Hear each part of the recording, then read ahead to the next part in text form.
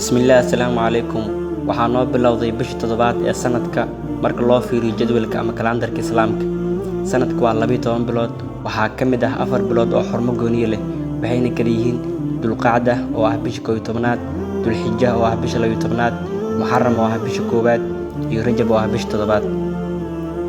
Bilahan miilaadiga ah, Soomaalida inta badan waxay u yaqaanaan Sidataal oo loola jeedo Dulqacda, Carafo oo loola jeedo Dulxijja, Zaka oo loola jeedo Muharram, iyo Bariis ama Sabuux oo loola jeedo Rajab.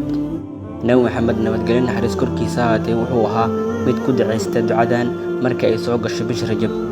Ilaahayow noo barakee bisha Rajab iyo bisha Shacbaan, nana gaarsii bisha barakeysan ee Ramadaan.